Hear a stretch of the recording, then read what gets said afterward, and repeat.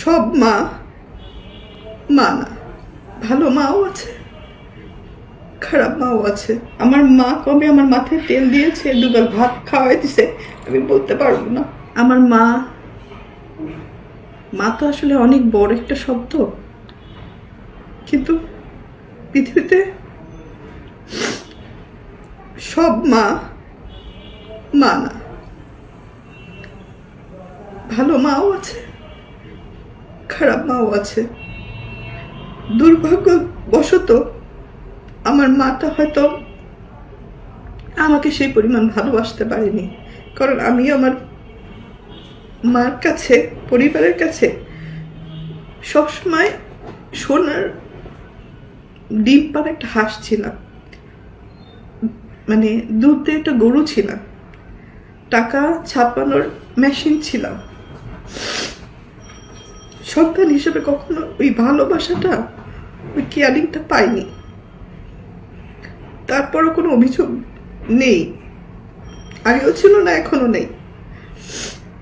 আর আমি আমার মনকে বুঝ দিয়ে নিয়েছি, আর পাবো না কখনো তাদের কাছ থেকে সেই ভালোবাসাটা।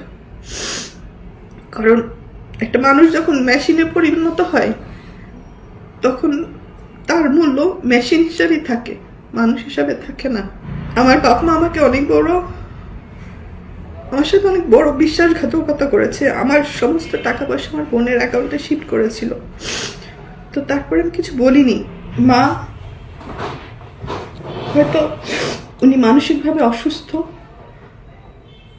এতটুকুই বলবো যে আল্লাহর কাছে, যে আল্লাহ যেন ওনাকে হেদায়েত দান করেন, ওনাকে সুস্থতা দান করেন, ভালো এবং মন্দর বিচার করার তার জন্য বিবেক বুদ্ধি হয়।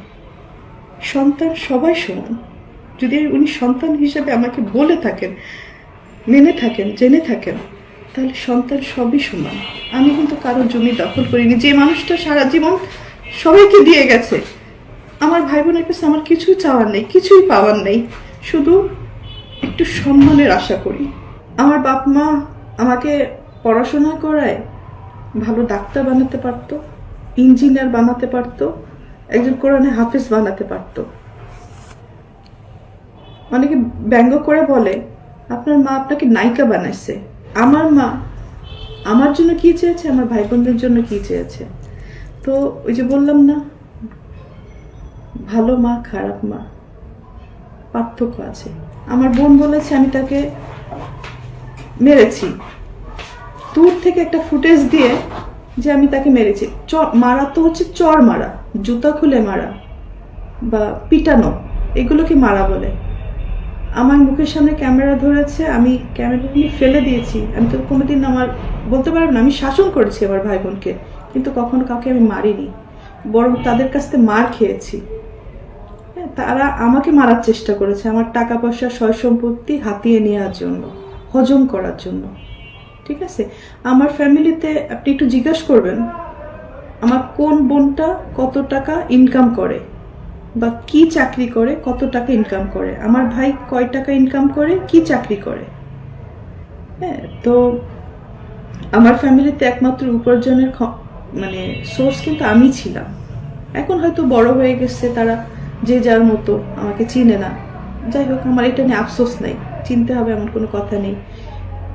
আমার ভাই বোন এবং মাদের কাছে একটাই অনুরোধ, আমাকে চেনার দরকার নেই, আমাকে শুধু একটু ভালো থাকতে দিলেই আমি খুশি, আমাকে একটু সুন্দরভাবে বাঁচতে দিলে আমি খুশি, আমার কিচ্ছু লাগবে না। কারণ আমি সবাইকে দিয়ে এসেছি, আমি কারোর কাছ থেকে কিছু নেইনি। আমার ভাই বোন আমাকে খুন করতে আসে, এই যে কদিন আগেও আমাকে যখন খুন করতে এসেছিল আমি তাকে মাফ করে দিয়েছিলাম। সামি নামের যে ছেলেটা এবং আমার আপন ভাই মিলে আমাকে খুন করতে এসেছিল, আমি মাফ করে দিয়েছি।